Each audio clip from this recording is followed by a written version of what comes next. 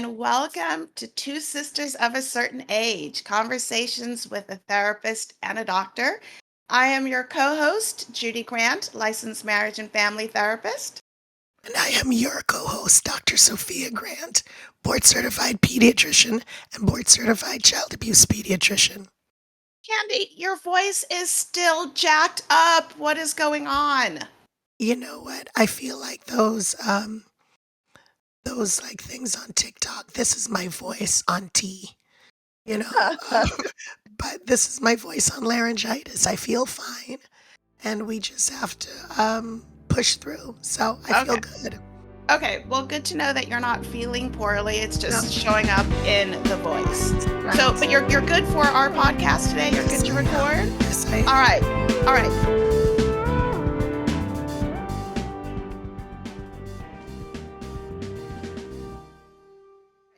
As you know, I took Maya back to school last week, drove up to San Francisco, got her settled in her brand new apartment. She's an Right. off campus girl this year. And, it's always hard dropping them off at school and saying goodbye to our babies. It is. I didn't drop mine off. I just put her on a plane and say, work it out. And so, Yaya got her first apartment too, and it's off campus, and I wanted her to be safe and secure. She has a doorman. She has multiple layers of security. So you know what that means for me? Ka-ching, ka-ching. Ah, So it's expensive, but I want her to be safe, and I'm really right. grateful that I have the means to provide her with that safety. So Yeah. she's in a 2-bedroom, 2-bath apartment with 1 roommate.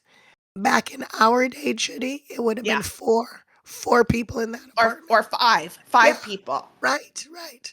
When I So, first went off campus, it was five of us in two bedrooms. mm, Yeah. Yeah. things have Well, definitely changed. yes, they have. And Maya is super excited. She's in a four-bedroom, three bath, with three of her girlfriends, roommates from last year. And, she just looks so happy, Candy. Yeah, I know. She looks so happy. And her apartment looks really cute too. It is super cute. She has nicer appointments in her apartment than I have in my house. Yeah, Um, so she is living large for a college student, and I'm really just looking forward to her having a great sophomore year. right, right. I Yeah. hear you. So, that kind of segues a little bit into what we're talking about today. Just parenting, saying goodbye to our kids, sending them on their journey. But we want to talk about parenting fails The cringe because moments of I know, parenting. I know. But they're also the reality. So we might have dropped these kids off to school, but believe me, on that journey in raising these children, we've Many, had moments where yeah, we didn't know many, what the hell we many, were doing. many mistakes have been made. And I think it is important to acknowledge the mistakes Right, so we don't make them again in the future. And there's right, some mistakes in parenting that everybody makes. right. Everybody makes. And so let's just talk a little bit about parenting fails. I think we all go into parenthood, wanting to be the very best parents that we possibly can be for our kids. Yeah, But things happen, and we might not be doing it as well as we would like to do right. it. And Um, frequent. Go ahead. Go ahead. no, no, no, go for it. I said frequently these mistakes are born out of frustration. You've tried everything. You're at your wits' end, and you don't know what to do, and then you take it too far. And I'm thinking of like these kids who maybe the parents don't like how they're doing in school. They're always playing computer games. So then the parents very publicly will shame the child. Mm-hmm. Like smash up their computer games while filming the child and, say, I'm going to teach you a lesson and put it on social media. And then the responses have been, yeah, that's how you do it. You need to let them know who's boss. But at the end of the day, do you really want to shame your kids? Oh, and think about the mental health outcomes of that public shaming. Mhm. What that does to a kid, to their self-esteem, to their sense of worth and trust in their parent, you Right. know? So I think it's just it's so important to be mindful of these things. And I just want to talk also a little bit later about why it's important to be able to acknowledge these fails and then go back to your kid and apologize for them. Right. Now, I would like to share Yes. Oh, I know what you're going to share. a fail of mine. My son, back when he was in elementary school, we used to pay for the meal tickets beforehand. He'd get a meal ticket, take it to school, he'd get his lunch. And then at the end of the month, I was always being billed for food when I had provided him with a meal ticket. So he turns out he confessed he had been losing his meal tickets. Candy, hold on. How old was Zachary when this was happening? He was 5 or 6. 5. Okay. All right. So then out of frustration, I'm like, "If you're gonna lose your meal ticket like a child," which he was, I'm gonna safety pin this meal ticket to your uniform shirt, and then we won't have the problem. Anyway, I did that thinking it would, like, shame him into, um, being more responsible. What happened was he said, "I like it."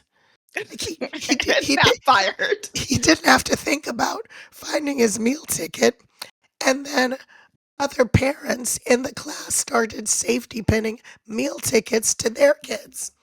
So I can laugh about it now because Boogie, he didn't have to think about keeping track of his meal ticket. And then he had a camaraderie of his classmates with the safety pin meal tickets. Mhm. And I laugh about it, but imagine if he didn't like it and he were Right. the only one. That would have been harmful for him. Yeah. And, like, I'm glad it turned out the way it did because in retrospect, that really wasn't one of my finest moments. Yeah. Yeah. Um but the thing is, you have the self-awareness to recognize that it wasn't your one of your finest moments. Right. And we can talk about it, we can laugh about it, and we learn from the mistakes that we make in our parenting. I'm going to share an experience. It wasn't so much of a fail on my part, but it's something that I am forever like mortified Right. about that this happened. So Grayson was in school and he had a minimum day and he did not inform us of the minimum day. I think he was like 8 years old. It was 8. And so I went about my business. I went to work, no big deal, what have you. I'm usually like very punctual and on top of it with the kids' school schedules, but for whatever reason, it wasn't communicated. I was not aware of this minimum day. So, school lets out. Grayson waits at school for a little bit. He doesn't see anybody come to get him. So, my son decided to walk home. Right. He had never, ever walked home a day in his life from school, and it wasn't down the street. It was probably a good 2.5 to 3 miles home. Yeah. He'd only been driven to school. So I later in the day get a call from from him at his father's house. Grayson was coming home to me, but he walked to his dad's because his dad's was closer than my house. So I get a call and he's telling me that it was a minimum day and that I wasn't there to pick him up. I'm like, oh my gosh, like I didn't know. And I'm falling over myself just trying to apologize. I'm like, gee, what did you do? I walked home. You what? Right. What? And I am thinking about all of the huge streets that my little boy had to cross on his own, the possible dangers that could have befallen upon him as he was walking. And then I'm thinking, like, I have failed my child because I put him in this situation. And let me clarify. Back when you and I were in school, walking home was a no-brainer. Not a big deal at all. It was totally safe. Our parents were really comfortable with it. Right, But today, children don't walk home like they did back then, right, especially at that age, because we know that there are predators out there that could take advantage of this lone child walking. So I am just devastated by this. I'm like, Grayson, what was that like for you walking home? And he told me that he cried on his walk. oh God. He was scared and he cried on his walk home.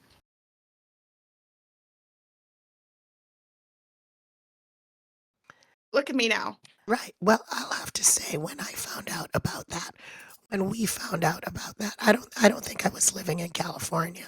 No, I think you were still in Texas. Yes, and when we found out and Boogie found out, he's like, "What? Grayson's a beast. He's the man." Like all of a sudden he got street cred at 8 years old by his Right. big cousin. Yeah, But it's I had to explain to him, you never ever ever do that. right, If I'm not there, you go back into school, they can call me. And you never ever do that. And that has been drilled into him. And then also for me, I'm always very much like, what's going on at school today? What's the school schedule this week? Are there minimum days? Because my son will not wait right, ever for me to come and pick him up or feel like he right. has to walk. Yeah, So that was a fail, and a lesson learned, I think, for both of us. But you right, can see, just thinking about my little baby walking is still so, like, emotionally hard for right. me to even think about, that I fall into tears. Judy, Um, let's talk about parentification of children. let's talk about Candy. But what is parentification? Because honestly, I did not know that word until I got to graduate school, and then I learned all about it. So for those that might not know what that is, what is it? It's when you give a child responsibilities that are normally deemed to be the responsibilities of the parent. It's typically the older child who is responsible for bathing the baby and picking up and doing all of these things. And essentially, you're robbing your child of their childhood by turning them into a parent. Yeah, I have a friend who has several younger siblings, and she said, like, she was responsible for cooking for her family because she was the eldest, and right, she was 100% parentified. So when she got married, she's like, "I'm just having one child, because I've already raised my siblings." right. And I think a lot of the time the eldest, like by default, gets parentified. Right, My husband has two younger brothers, and his mother to this day will ask him, "Are you taking care of your brothers? Are you looking out for them?" right, And he talks about as a child how he was responsible, um, and how difficult that was for him. And then I think about our brother Rupi, um, we gave and him no respect. yet he had so much responsibility. I Like, know, listen, so both of our parents, they recognized from an early on in their parenting role, um, and this is because of their own childhoods, right? They never ever wanted the four of us to be dispersed should something happen to both of them, right, right? They yeah, always wanted the four of us to stay together. And this was in their will, this was like common knowledge.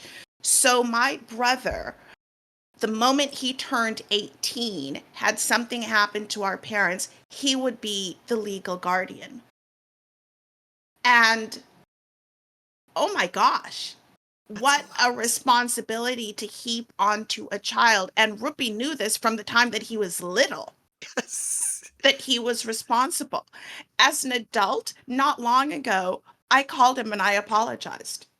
I'm so Really? sorry you were put in that position, that you always felt the burden of the responsibility of your 3 younger siblings. Yeah, I think we need to give mommy and daddy some grace there because that's in case they died. Yes, yes. It never happened, No. but knowing that is a burden. I think where I failed in the parentification of my eldest child was when I found myself, having to work nights Mhm, and, like, from 6 to 10, and then I hadn't had much luck with babysitters, so I was like, "Oh, you're 14, you can supervise," and, Haley felt a lot of responsibility. She would check homework. She felt really burdened, and I didn't know that yeah, until she was in college, and, I felt really bad, but I was like, "Oh, you guys are in high school, everybody's on remote control," but even I mean, it's a lot.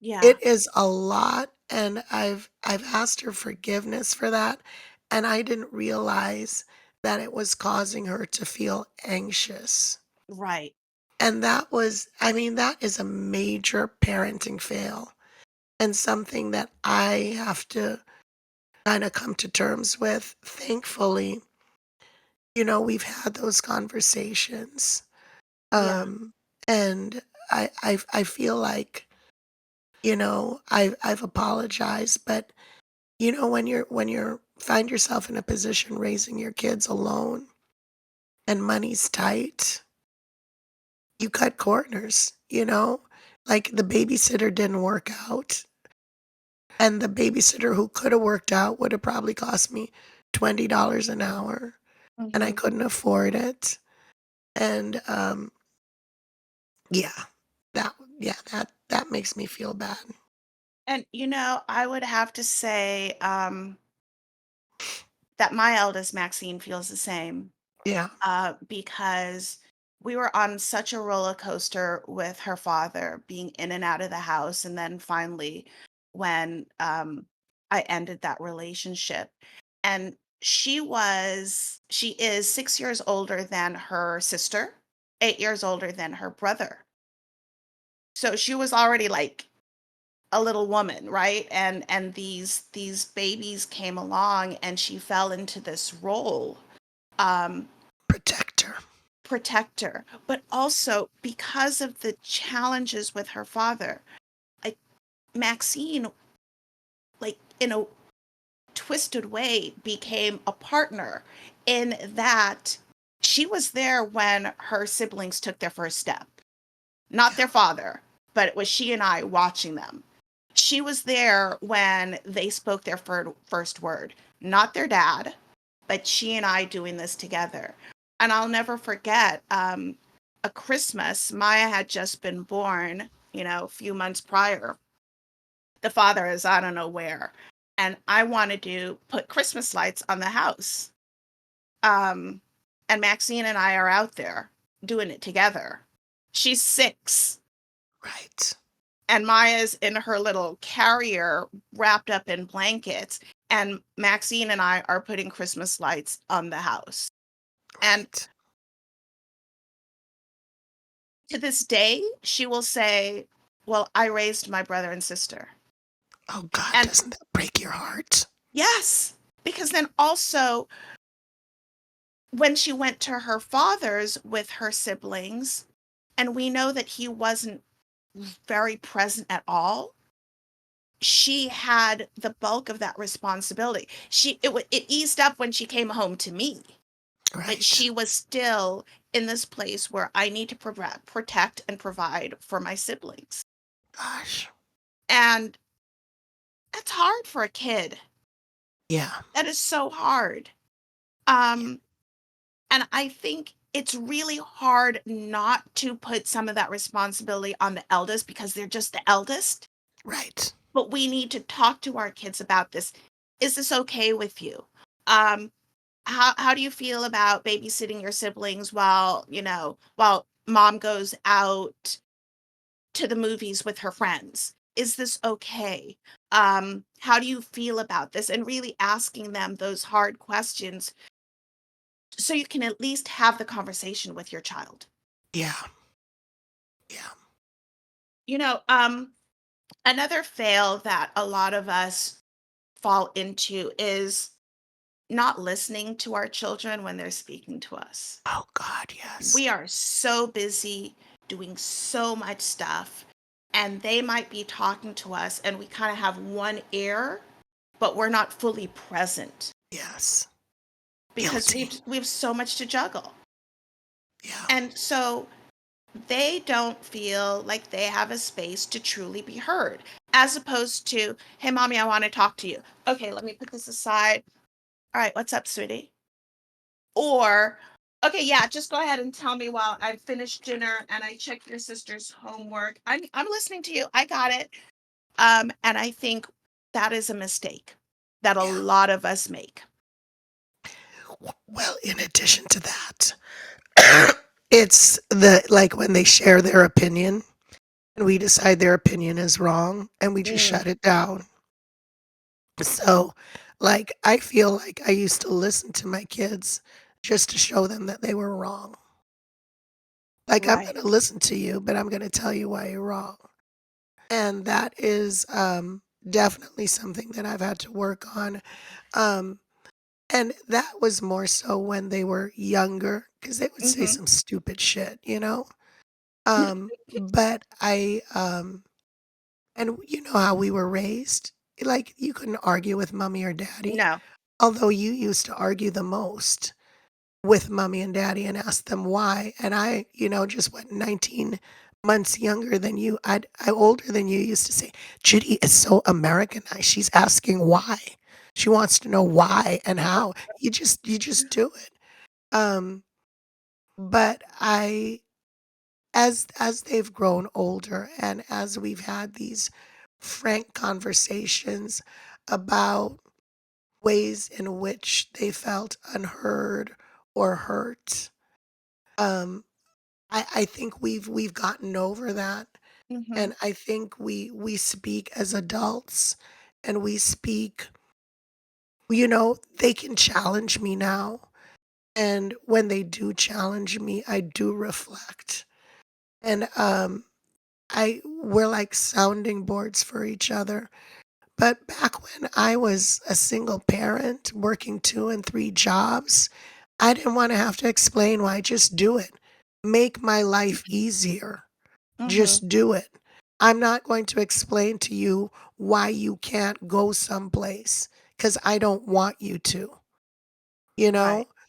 And, and then this goes back with the type of parent that you are, permissive, authoritarian, that type of Mm-hmm. thing. Mm-hmm. But, yeah, I really wasn't a good listener. I was a good lover and a good caregiver and Nurturer, a good supporter. nurturer and cheerleader, but I sometimes didn't listen. Mm-hmm. Or when I listened, it was the intent to prove that they were wrong. Right. Right. And then And it's again, that's born out of frustration. Because when you have to do it and you don't have a sounding board, you don't have a partner, mm-hmm. you know, you just feel kind of stuck and you don't want to go outside of your normal mode of thinking because then that would mean that you have to start doing things a different way and whatever Yeah. you're doing is working right now. Yeah. It's I mean, I love being a mother. I really, really do. But there have been challenges, and I would be a liar to say that I didn't experience them or that I didn't have these fails myself. Um, and I'm glad that I'm able to recognize that because then I'm able to make the repair. If I screw it up, I have no problem telling my kids I screwed that up Right. and asking for their forgiveness. And I mentioned, how I didn't know the word parentification until I was in graduate school. So let me go back to that for a second. So I'm learning about, how to be a therapist, blah, blah, blah, blah, blah. And they talk about the repair, saying you're sorry, even if it's years later for something that you've done, and how important that is to your child to recognize, like, oh, mommy and daddy, they can be wrong. They're not perfect. And this is good for children to learn. So we have this lecture, and I went home and I asked my daughter forgiveness for something that happened, I don't Years know, before. years prior. And she's like, "What? I don't even remember that." But it was a moment for me that I always remembered as a mother that I was less than proud of. And so I went to her and I apologized. And she's like, "Mommy, it's okay. It's okay." I'm like, "But it's not to me. And I need you to know that I'm sorry for the way, I behaved in that moment." Right. Right. Yeah. And, just being able to acknowledge the fact that you're not perfect, because we've said this before, our parents never apologized for anything. No. Never ever. No. Never ever. And so I knew that I Like didn't like like, that. if they stepped on your foot, they would say they were sorry. Right. But if it's some crazy stuff they said or did, you never heard, "You were right," or "I was wrong," or yeah. Yeah. And I didn't want that for my children. So I really try to acknowledge when I screw it up and go back to them and talk to them and apologize. And then I ask them, like, what can I do? How can I support you? What do you need to see from me in order to make this better? And I hope I've created a relationship and open dialogue with them where they can trust me and come to me and talk to me about, these issues. You Um, know so one thing I want to mention, and again, this is a fail that we've seen. As a therapist, I've seen this. As a physician, I know you've seen this. When parents don't believe their children, oh my god. Yeah. when a child, regardless of the age, comes to you and says, "Mommy, Daddy, this happened," Right. and you're like, they don't know what they're talking about. They're making that up. That can't be real. And Right. unfortunately, we see a lot of that with abuse, Yes. Yes. sexual abuse. A child comes to their parent and says, "Uncle Jimmy," or "did such and such," or "this happened to me at school." And we kind of think they don't know what they're talking about and they're making it up. And how detrimental it is to not believe your child, Right. because Right. they now think, "I can't trust mommy and daddy Right. to protect me." Right. Now I cannot say that I'm guilty of that one because I always believe my kids. You True. know, I True. always believe my kids, and just doing what I do, I never said, "You're lying," or I never when they tell me something like this, I always there's this thing in, child abuse and sexual abuse, start by believing. Mm-hmm. You believe until proven otherwise. But, that goes into the whole thing of secrets and lies and how hurtful that can be and how, that can contribute to, perpetuation of abuse when it comes to raising your children. And kids need to have a cheerleader. All the studies on resilience show that the children who do best are the ones who have at least one person who is their cheerleader, rooting for Mm-hmm. them and really wanting them to be successful. You Yeah. know, um, I've had challenges with parenting. I go back to my son who experienced difficulty in high school with depression, and he told me it's okay to talk about it. And one time, he was on some tirade with me about how unfair I was, and I said, "Boogie, I'm your biggest cheerleader. I am the one person who is rooting for you 100%." And he looked at me like I had horns. He didn't understand it, didn't get it because there was just just conflict between us all the time. And then when he went to college and he came back and he was exposed to other people, he started to see that I really was his cheerleader. And after 4 years in college, he's like, "Mommy, one thing I know is you always believed in me. You were always rooting for me." That made me feel good because in those moments Mhm. when he's questioning my parenting, questioning my love, questioning my it's really hurtful. Yeah. Yeah, it is. Because you know that you're giving them your all. Yeah, yeah.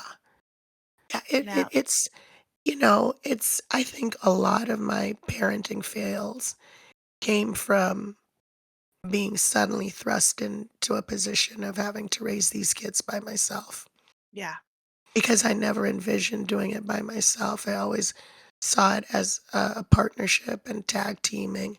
And then when you're left with the pieces to pick up and you still have to be a parent, Mhm. um, it is so hard. It is Yeah. so hard. And not to mention the emotions of your children that they're experiencing when their father leaves or Right, the divorce happens, and right, being able to create a safe space, a holding place for your children and their feelings, right. you I mean, know? we're And I we're think, all grieving. We're all yes, grieving. but I think that would be a tremendous fail if a parent didn't acknowledge the emotions of their child when the whole family is going through something. It's not just me and my husband left. No, no, no. That has an emotional impact on these kids as well. So it's like all of these fails could lead to increased anxiety, depressive Right. symptoms, just stress and overwhelm, Drug use. drug use, poor coping Right, mechanisms, right. rebelliousness, recklessness. And we need to acknowledge that there is a significant mental health component to this if we don't stop to listen, if Right. we don't believe, if we continue to parentify. Identify. We need to be mindful of all of these things. Um, and I think, Candy, we could talk about this quite a bit, but I think we're just going to wrap up, and I'm going to wrap up with one of the sweetest things that I have ever experienced as a parent that happened to me just a few days ago, and I'm going to cry again. And it made me cry. One evening this week, Grayson approached me. I was saying goodnight to him, hugging him and kissing him, and this big 17-year-old kid. And he says to me, "What did I do to deserve you?" Yeah.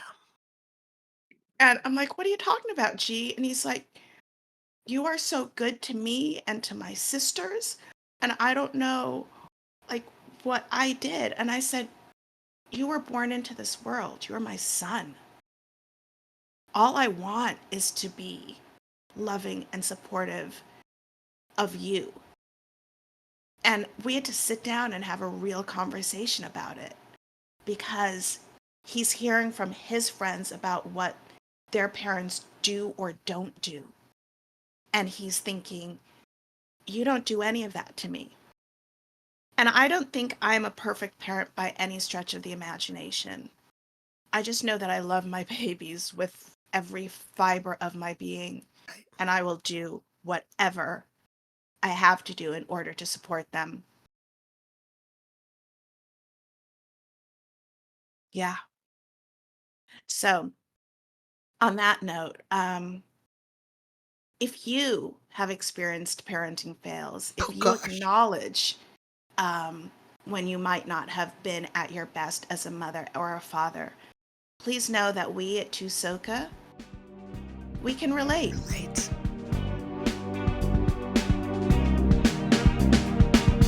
Thank you so much for joining us on this episode of Two Sisters of a Certain Age, Conversations with a Therapist and a Doctor.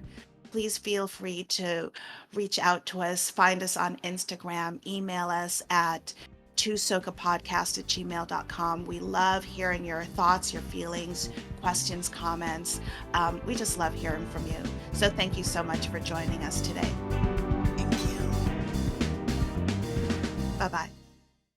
No longer network.